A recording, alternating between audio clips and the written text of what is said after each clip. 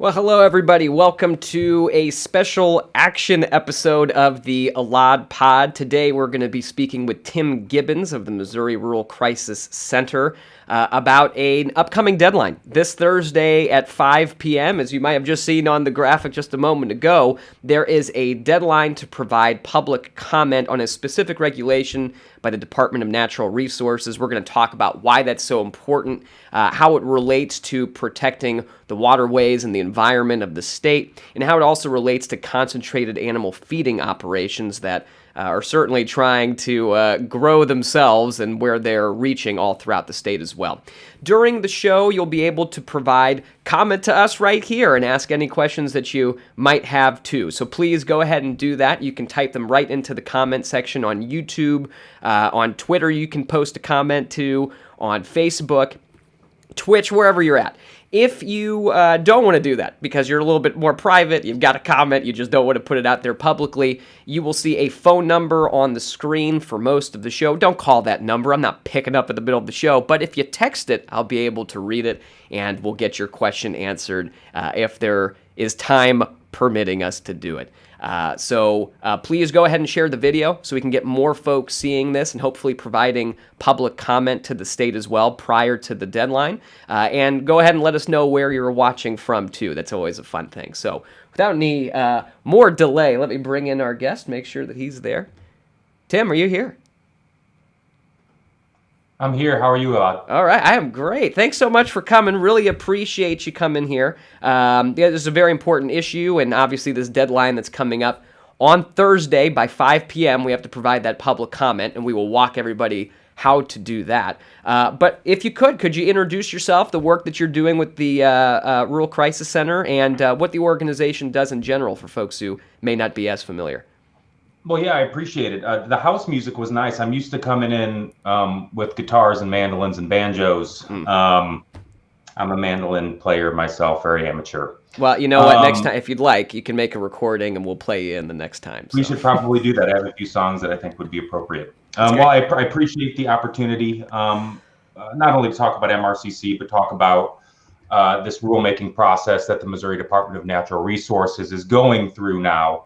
But I'll start off with introducing myself. My name is Tim Gibbons. I'm with the Missouri Rural Crisis Center.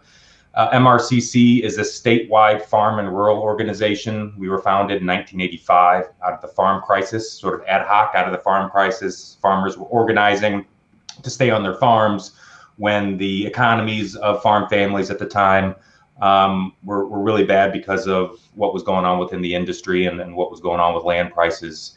And what farmers were getting paid. So farmers came together, they're organizing. They actually, out of that organizing in the early 80s, it actually ended up as on the ground organizing, but it also was pushing for policies. And that's what we here at MRCC really, I think is really important to the work that we do and that we do together. We meet together, we work together on the ground, but then we push for policies that support, not only family farmers and rural communities, a clean environment, clean water, clean air, but also policies that support a democratically controlled food system, a food system that is controlled by both farmers and consumers. And what we're seeing more and more is that we're having a farm and food system that's controlled by corporate agribusiness, and only a few corporate agribusinesses at that. With that type of control, there's also huge extractions of wealth from our rural communities. Consumers are paying more, farmers are getting paid less. The average age of the farmer is going up. Kids are making the decision at times to not come back to the farm because, they don't see a great future in it because prices are so low. You'll see this right here, this sign that I have up. And 530 corn, which is 530 a bushel, is pretty high right now. But I have 13 here because that's the parity price. That's the price which would pay farmers cost of production plus a living wage on top of that. So even when prices are high right now, you can see that making a fair living wage for family farm grain producers, there's a stark difference between that. Yeah. Relative to the issue that we're talking about right now, which is the Department of Natural Resources and the Water Protection Program, and I very intentionally put protection in quotes because a large part of DNR has been captured by corporate special interests. And they, the DNR a lot of times doesn't protect our water. Their job is to grant permits for industry. And CAFOs, concentrated animal feeding operations, are one of those industries. To start at the beginning with this DNR rule change, just tell a little story, which is we have some members up in Livingston County, North Livingston County. We've got a strong base of members in Livingston County, family farmers and rural citizens and landowners, and they got some of them got a letter in the mail that said they're going to put in a concentrated animal feeding operation next to their farms and communities, and right next door to the Puzy Conservation Area, which is a Missouri Department of Conservation area that's owned by the taxpayers. They were originally going to put in a 6,000 head-ish operation. They pulled that permit, and now they're going for a 10,000 head operation.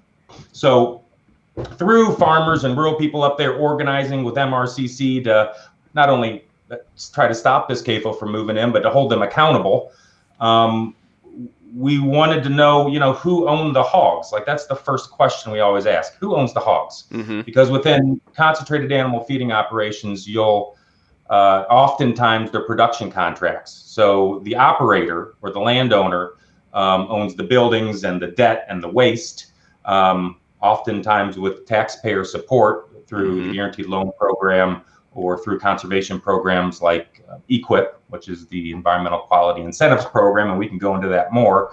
But the hogs, through production contracts, are owned by an integrator. And we were trying to figure out who owned these hogs. And we didn't know, because they don't want us to know. And it's very intentionally why they don't want us to know. It turns out that these hogs are owned by JBS, which is the biggest meat packer in the world, the biggest beef packer in the world as well. They also own Pilgrim's Pride Poultry. They're number 2 in pork. And they're a Brazilian corporation that has a very tainted history of bribery, selling tainted meat, price fixing. And if you just Google them, JBS and bribery or JBS and price fixing, you'll see just over the last year, there are multiple instances of them paying millions of dollars for these bad things that they're doing for consumers and for the businesses that they're working with. So we found out that they are JBS hogs through this thing called the Administrative Hearing Commission, the AHC, and they were hearing about this CAFO. And within that, they said JBS owns the hogs. But also, when I was reading that, it talked a lot about this thing called perched water, which I really didn't know much about. But through this multiple page document, testimonies, I learned a lot about it. And I was interested in it, but I sort of pushed it to the side. And then 2 to 3 weeks later, I get an email from the Department of Natural Resources, because I'm on their listserv, and it says that they are going through an emergency rulemaking process to define groundwater and to exclude perched water from that definition. And I put 2 and 2 together right away. I'm like, perched water, they found groundwater on this JBS site that they want to build on. They think it could be perched water. Now they're trying to take perched water out of the definition of groundwater. Perched water is water that's sort of held in the middle between like the main aquifer and surface water, but it's in the ground. Well, it's getting in the way of JBS and this 10,000 head hog operation from getting their permit. So what does DNR do? They attempt to make an emergency rulemaking process to redefine groundwater and to exclude perched water. Wow. So that's, and then before they could accept the rule, they have to take public comment, and that's a requirement. So that's what we're able to do. I mean, you mentioned, I mean, there's a lot there, right? There's a whole lot. But when you're talking about DNR,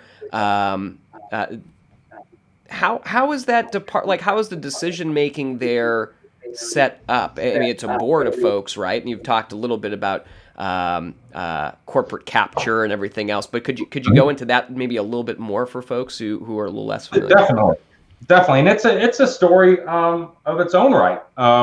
The Clean Water Commission, which is an advisory part of the Department of Natural Resources, back in, I believe, 2015, but don't quote me on that.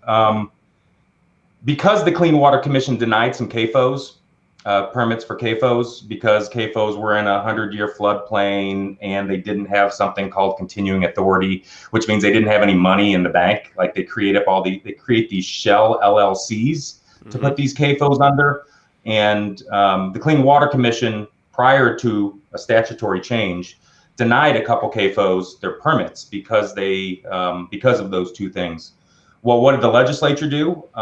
And specifically Senator Munzlinger from the northeastern part of the state, they came in and not as a standalone bill, but as all bad policy is made, or often made, is they added some language to an omnibus bill in the last 2 weeks of the session that took out the requirement that the public be represented in the Clean Water Commission. And taking out that requirement that the public be represented allowed the Clean Water Commission to be stacked with industry representatives and people that are representing corporate and CAFO interests at the expense of not only like Missourians and our families and communities, but also at the expense of clean water, which is ironic because they're called the Clean Water Commission.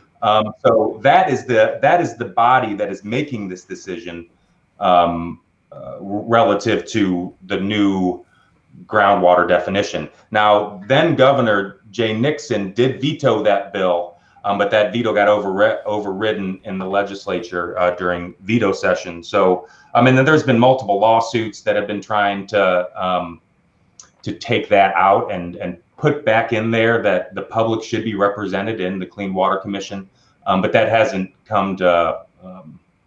worked out so far. But I think we're seeing right now when the public is not represented and when family farm interests aren't represented in bodies like the Clean Water Commission, then corporate interest often fills that void because it's the void that they're trying to create so that they can, make the rules. Yeah. It's sort of funny because the corporate narrative is like an anti-government narrative, but the reality is they love government. They just want to be in charge if they're in charge of it. Right. And they love local control unless local control is getting in the way of them putting up their CAFOs. Right. And then local control is another issue because Livingston County is one of the first counties that had a health ordinance to put some protections in place to protect the farmers and landowners that live there, oftentimes for generations, from concentrated animal feeding operations. And it goes back to Senate Bill 391 that passed in 2019, which is attempting to get rid of local control, although it is still in the court system being debated as being unconstitutional. We're saying that it's unconstitutional for a multitude of reasons. Right. One of those, ironically, being the right to farm addition to the Constitution.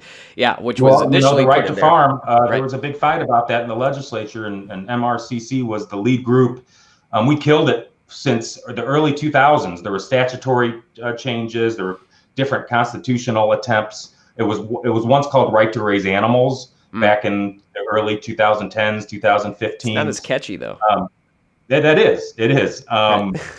But through that debate and through MRCC members making their voices heard, we were trying to stop it in the legislature because it was a House joint resolution.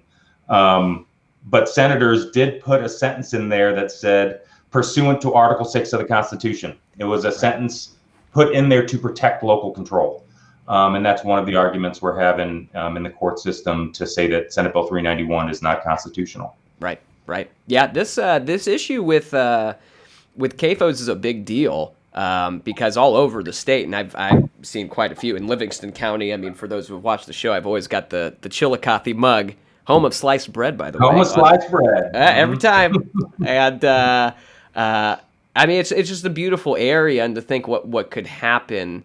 And all over the state. I think Franklin County, actually, a friend of mine testified, friend of the pod, testified over on the, them trying to pretty much allow CAFOs everywhere, and the effect that has on your property values, on the environment, on your health, on everything else, because there's just so much for lack of a better term, crap that gets produced as a result of this, and the ways that it's just thrown all over the place. And the problem with water specifically is that if there is an entry point to groundwater and to the drinking water and all this other, that's a huge problem for every living thing in the area, and that's why this issue around water regulation is such a big deal. And so that's why there's rules about that, which is a good start. Now we'll see what the rule ends up being. Yeah. So a lot of rural people only get their water from wells. Right.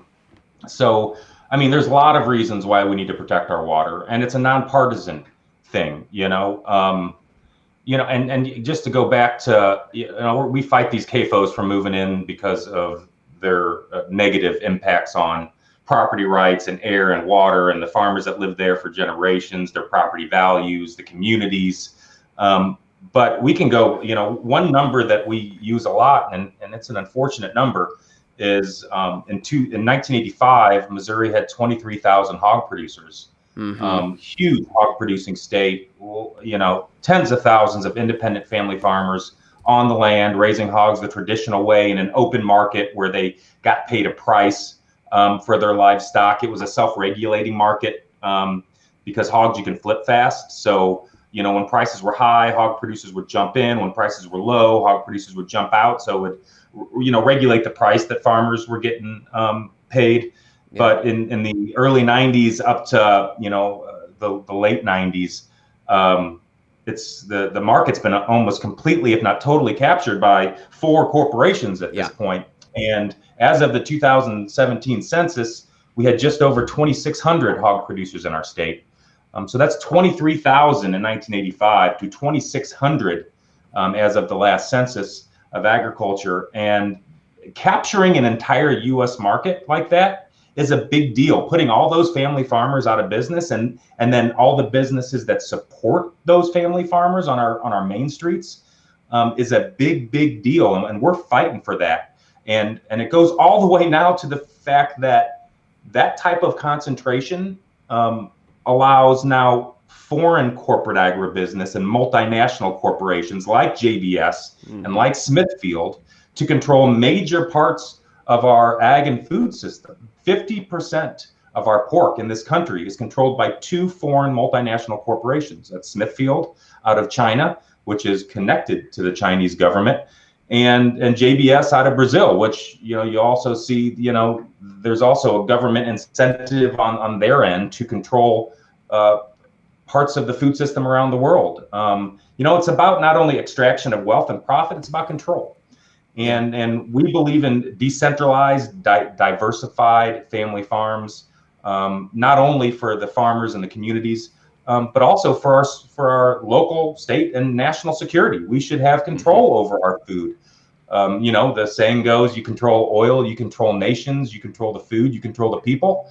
And we are trying to stop these behemoth corporations from controlling huge parts of our food system, paying farmers less, farmers getting put out of business or just not coming back. Yeah. And not only foreign corporations buying our farmland and corporations, multinationals buying our farmland, but also mutual funds and Wall Street buying farmland. Diversified ownership of our farm and food system is necessary for a real representative democratic process.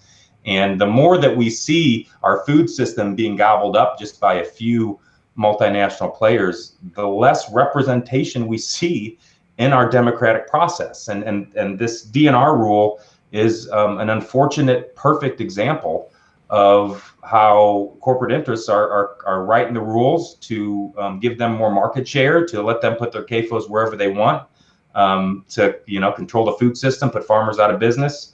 Consumers have less and less choice during a pandemic, major bottlenecks within the corporate food chain. There's a lot of negative implications that go along with just a few multinational corporations owning our food system. Very true, especially when it comes to something this important. But unfortunately, we're seeing that throughout the economy right now with a lot more concentration, and then there's barriers for anybody to enter. And I mean, I think democratizing is the right word, and it's something that we've talked about a lot through the history of this country, but it seems like we forget every once in a while and then have to be reminded all over again. So, well, let's before I put a ball, there's some wonderful comments here, including from Dr. Kester, who's like an expert on stuff, so we should get that up there too. But before that, I think it's important, since we are talking about the regulation, we do want folks to at least have public input into it. I suppose whatever your position is, but like Tim and I spoke about earlier, this one might not be so controversial for regular people unless, you're a corporation and you consider yourself a person. That might be a little bit different. But let's go. So we've got the website actually linked on the podcast website right now, because the DNR website link is a little bit long and can be a little bit cumbersome. So if you're on the page, you go to eladgross.live, where you can find all the podcasts and everything else. Right at the top, I put up a button that says submit public comment. It's right underneath the graphic for this show. So if you click it, it will take you right there. The link for this public comment page is also in the description. Wherever you're listening to this, you'll be able to see it. And if you're on Twitter, we'll put that up on there a little bit after. So I might have lied about Twitter right now live, but we'll get it up there later. And then right here, you'll see proposed rule. And fortunately, there's only one. And this is the correct one, right, Tim? It is, yes. Okay, great. And so you'll see here, it talks about red tape reduction. Doesn't really get you into what this thing is exactly about, but this is the one you'll want to submit comment about. It says 10 CSR 20-8.300. So that's the one. And then submitting comment is actually pretty darn easy. You just press this button, and then it takes you here. Your page might look a little bit different depending on how you're formatting, if you're on a phone or if you're on the computer, whatever it might be. But you'll fill out your personal information, your name. If you're with an organization, you'll put that in there, phone number, email, and then your comment. And you also have an opportunity to upload a document if you'd like to, but you can put your comment in this box. Do you have any recommendations for example, you're going to be submitting comment, I'm sure, at some point if you haven't already. What kind of comments will you be leaving? Well, that's a good question, Elad. We think groundwater is groundwater. We know groundwater is groundwater. The exclusion of perched water from the definition of groundwater makes no sense. Water goes to it. It's like magnets. They follow gravity, and they all end up in the same place. Mm-hmm. So if we need to be protecting not only our groundwater but our surface water as well. For our drinking water, for our future generations, for independent livestock production. So we're going to talk about, don't exclude perched water from groundwater, which is the obvious. We're going to talk about the fact that they're only doing this for CAFOs, which also makes no sense. The JBS connection is going to be, something that I think people should be willing to talk about. We're not only giving up our water rights to industrial livestock operations, but we're giving them up to industrial livestock operations where the hogs are owned by a corporation that's based out of Brazil. Mm-hmm. We should not be fouling our water with these type of operations. It's bad for farmers and rural people and our water and air. And it's bad for our democratic process and our food system. So just a few things. But I think this issue, once you get to the nuts and bolts of we're excluding a certain type of groundwater from the definition of groundwater for CAFOs, I would like people just to, say what they feel about that. We did do a sunshine into the Department of Natural Resources for the first comment period, and there were 139 comments into DNR relative to when they were doing the emergency rule, which we stopped. It's now through the regular rulemaking process. And 137 were in opposition, and 2 were in favor of excluding perched water. And that is the lawyer for corporate ag, a lobbyist and a lawyer for corporate ag, and a commodity group. So it just shows that the vast majority of people out here are in opposition to excluding perched water from the definition of groundwater. And I really appreciate it. Elad, thank you for making that so easy. Yeah. It makes it easier for everyone. Oh, that's great. I mean, that's the idea. The idea is that we get more of our views into government as much as possible, especially, on every issue that we can find. But, this is such an important one, and one that I think, because, like it doesn't get as much attention oftentimes, and folks aren't paying as much attention to the administrative process, and this stuff can look like, what a mess, how can I get involved? And so, seeing that you click a couple buttons and then you can write your comment in oftentimes helps folks. Another thing, Tim wrote a wonderful op-ed, and some other folks have too, all over the state about this issue. So if you search for this issue, you'll find a bunch, and we've got Tim's op-ed also linked in the video description too, so you can take a look at that if you need some inspiration, or just rewind the audio a little bit, and you'll get some good ideas there. I'm going to put Janet's comment on here, because you don't always get to have an expert who just tunes into the show and then provides a whole bunch of information, but goodness gracious, I mean, find this comment down there, folks. But Dr. Kester certainly talks a lot about just all of the effects that CAFOs can have, and it's also from air pollution, how some of these particulates get in there, how they can interact and cause the growth of viruses and bacteria and a whole bunch of this other stuff. And there is a wonderful, very sad film out there, Right to Harm. And if you haven't seen, I mean, that is it will change your mind on a lot of things if you're not so sure where you're standing on this issue yet. It's pretty brutal in terms of seeing what the effects of a lack of regulation in this area specifically can have on workers, on folks who live nearby, on farmers who are losing, obviously, their jobs, but also their health as a result of a lot of this stuff. So highly recommend. Yeah, no, we were doing a tour around Missouri showing that movie right before COVID hit, and we were doing it in relation to Senate Bill 391 too, and the legislature's attempt to take away local control. There are a few good things, Elad, that I would like to talk about, if you don't mind. Yeah, please. There are some good bills in the legislature. There are 2 country of origin labeling bills that are in the legislature that are House and Senate concurrent resolutions, which are non-binding, but they're requesting that Congress reinstate mandatory country of origin labeling so that the meat on our grocery store shelves is labeled if it comes from the United States or if it comes from other countries. We import billions of pounds and millions of animals every year, and we should know if the meat that we're eating is coming from Nicaragua or coming from United States. We should be able to choose beef that comes from U.S. producers. It also helps support the prices or the price that is paid to U.S. producers, because people tend to choose beef that comes from U.S. producers. So I think that's really good. That's Senate Concurrent Resolution 10, offered by Senator Doug Beck, and House Concurrent Resolution 33, which is offered by Representative Tracy McCreary. There's also offered by Senator Beck is a bill that is working to stop foreign corporations from buying more Missouri farmland. Little story there, 2013, language gets thrown into an omnibus bill at the end of the session that says foreign corporations can buy up to 1% of Missouri farmland, which is 289,000 acres.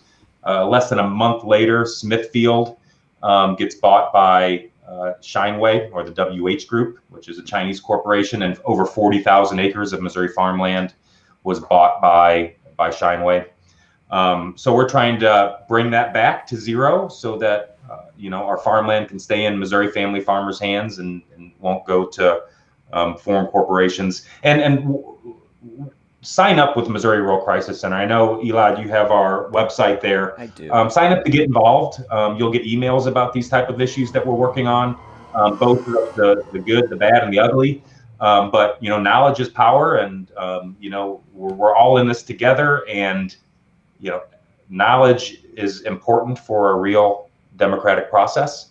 So sign up to get involved. You can also join Missouri Rural Crisis Center. We are a C3 nonprofit organization. We're a membership organization. Members make everything we do possible. So you can find that on our website as well. And then get involved. Give me a call. I love to talk to people about this stuff, and whatever you're feeling, because there are a lot of issues going on out here. We need to talk to each other. We need to listen to each other. and to try to understand where we're coming from. We know as a rural organization that when we bring people into the same room and talk about these issues, people of all political stripes, we agree a lot more than the narrative wants us to think we agree. And we agree about these issues specifically. So whatever we can do to bring more people together to fight for our democracy and fight for a food system that pays family farmers and also gives consumers a good price and protects our security and protects our water and air, that's what we're here for, and we would really love to have you. Yeah, that's great. Well, thank you. Thank you for all the work that you're doing. It's very important. The website is on your screen right now. It's morural.org, so check them out. Get involved. You all are doing a great job throughout the state, and I've gotten a chance to see the very important work organizing and educating that you all have done. So thank you. No, seriously, thank you. And he's right. You can contact him because we literally set this up yesterday in like minutes because I saw this deadline was coming. I was like, oh my goodness, we got to get him on here. So he's not joking. You can actually hit him up. So do it. Maybe you have to bring some musical instrument with you next time. I often do joke a lot, so I must warn people. But no, I appreciate this very much. The original purpose of this, comments are due by the 25th, which is Thursday at 5 p.m. You can also comment by sending emails to, where is that? To Cindy LePage with the Water Protection Program within Department of Natural Resources. And that's Cindy.LePage and CINDY.LEPAGE at dnr.mo.gov. So please feel free to, and please do send comments into DNR. And, not only to tell them that this is a bad idea, but to tell them that you know what they're doing. And I think that's really important. They really, these special interests and their collusion with the government, they don't want us to know what's going on out here. And it's all of our job to lift that up and say, we know what's going on, and we're here to say, either right or wrong, and this one's wrong. Yeah. Well, thank you. Thank you for the work that you're doing. We do have a couple questions in here just before you go, because I promised him 25 minutes. I knew he was going to stay for longer because I knew it was going to happen. But do you all work also? There's a couple comments here about the EPA and federal rules and everything else like that. If folks are going to morural.org, they're signing up, they're getting the updates like I just did actually minutes before we started. Got another update from Brian over there. Will we all? Are you also tracking what's happening federally as well in terms of regulations with Missouri too? We more work on federal farm and food policy, not necessarily like environmental policy. We know that the industrialization and vertical integration and corporate takeover of our farm and food system is bad for our environment, is bad for our water and air. So it may be an indirect way of fighting for clean water and air, but we're fighting for markets for family farmers to be able to sell their product into and make money and make a living and stay on the farm and, have a lot of farmers out here because farmers are, diverse ownership of land is not only important to democracy, but it's also important to environmental protection because family farmers are stewards of the land and they want to pass it down to the next generation. So, but we work a lot on federal policy, and we have a farm bill coming up. So we're going to be working on competition issues. So, please sign up to get involved, and you'll hear about the work that we're doing, not only Missouri Rural Crisis Center, but with other family farm groups and allies across our state. And you can see if you go to our Facebook page, you'll see that there's some work that we've done with a group with which we're a member of, the Campaign for Family Farms and the Environment. So working on trade deals, working on or opposing corporate trade deals, but also working on farm bill issues, competition issues, merger issues, antitrust kind of things. Yeah, antitrust is such a big issue right now. For those who are less familiar, that's the one that says you shouldn't have these big, giant corporations buying up everything and controlling just about the whole market, which unfortunately is happening more and more of. So Exactly. thanks to the Rural Crisis Center and folks like Tim and so many others who are working there and all over the state, people are fighting that. And hopefully we can get some more folks who understand that making policy decisions. So thank you so much. One last time, folks, the easy way, if you go to, hold up, first of all, go to morural.org to learn more about the Rural Crisis Center. And you can also go, if you'd like to make public comment, the easy link, you go to eladgross.live, and we put that button right there. But if you're watching, the link's also in the description, so you don't have to go through there too. But there's a button right up there, right below Tim's wonderful photo and a wonderful shirt. Right below there, you can hit the public comment button, and it will take you directly to the website. Put your comment in, rewind this a couple times, get in the right mood, submit your comment, and make your voice heard. It's extremely important. That's what government's about. So thanks, Tim. One last thing, yes, if please. you don't mind. Please, anytime. You've got the time. You're good. You are making this this possible, and all of us working together to work on these issues is so important. So thank you very much, Elad. Oh, absolutely. Oh, anytime. No, I'm happy that this gets the word out there. It looks like there's some folks who are commenting and watching and sharing now, so this is great.